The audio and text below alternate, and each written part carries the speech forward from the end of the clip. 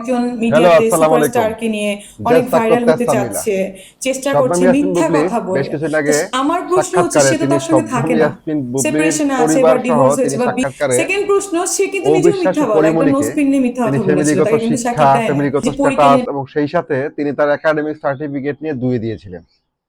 এবং তিনি বলেছিলেন যে চলচ্চিত্র ইন্ডাস্ট্রিতে তিনি সবচেয়ে শিক্ষিত এবং তার কাছে ঢাকা বিশ্ববিদ্যালয়ের সার্টিফিকেট রয়েছে এবং একাডেমিক বা শিক্ষায় তিনি খুবই সমৃদ্ধশালী।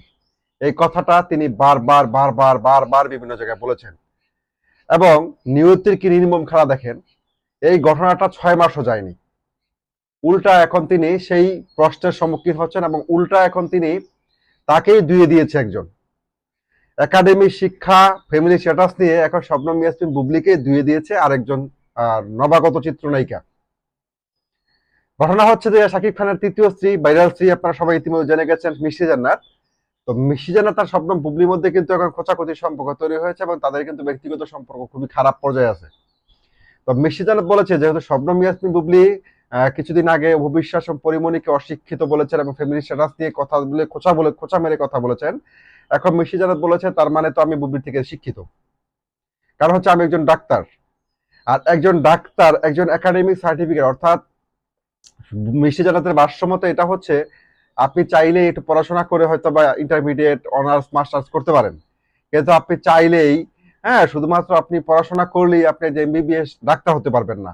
সেই জন্য আপনার আরো কিছু এক্সট্রা কারিকুলাম লাগবে।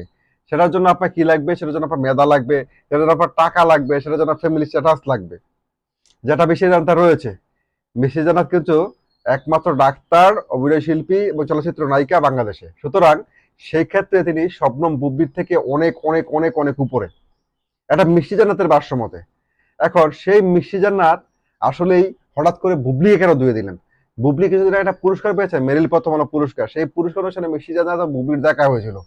সেইখানে কিন্তু বুবলি মিষ্টি জান্নাতকে পোক করেছিলেন এবং মিষ্টি জান্নাতের এই যে আলোচনা আসার জন্য শাকিব খানের নাম ব্যবহার করা, এই বিষয়টা নিয়ে শবনম বুবলি একটা স্টেটমেন্ট দিয়েছিলেন। তারপর থেকে কিন্তু মিষ্টি জান্নাত বারবার শবনম বুবলিকে ছেড়ে কথা বলছে না এবং মিষ্টি জান্নাত কিন্তু এটা বলে দিয়েছে যে তিনি বুবলির থেকে অনেক বেশি যোগ্যতা সম্পন্ন এবং তিনি বুবলির থেকে অনেক বেশি শিক্ষিত। এবং এটাই হচ্ছে, আমি সেটা বললাম, জ্যাসাকো তেছামিলা, শবনম বুবলির যে অহংকার গরিমা, হ্যাঁ, এখন সেই গরিমার মধ্যে কিন্তু আসলে পানি ঢেলে দিয়েছেন শবনম বুবলি। এর সেই গরিমার মধ্যে পানি ঢেলে দিয়েছেন মিষ্টি জান্নাত।